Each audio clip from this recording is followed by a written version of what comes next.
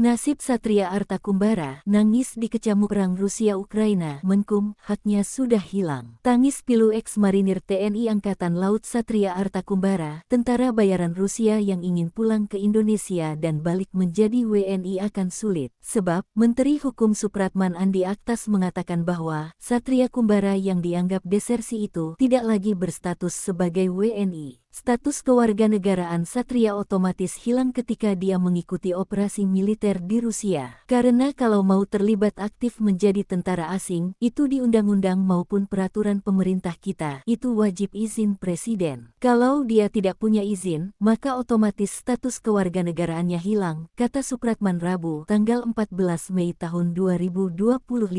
Menurutinya, kewarganegaraan merupakan status hukum yang menunjukkan keterikatan seseorang dengan suatu negara. Namun, dalam kondisi tertentu, seseorang bisa kehilangan status. Di Indonesia, ketentuan mengenai kehilangan kewarganegaraan diatur dalam Pasal 23 Undang-Undang Nomor 12 Tahun 2006 tentang Kewarganegaraan dan Peraturan Pemerintah Nomor 21 Tahun 2022 tentang perubahan atas PP Nomor 2 Tahun 2007. Beberapa faktor dapat menjadi penyebab hilangnya kewarganegaraan Indonesia, antara lain sebagai berikut. Memperoleh kewarganegaraan lain atas kemauan sendiri, masuk ke dalam dinas tentara asing tanpa izin terlebih dahulu dari presiden, secara sukarela masuk dalam dinas negara asing, padahal jabatan tersebut di Indonesia hanya dapat dijabat oleh WNI. Lalu, bisakah jadi WNI lagi menurut UU Nomor 12 Tahun 2006 dan Peraturan Pemerintah Nomor 2 Tahun 2007,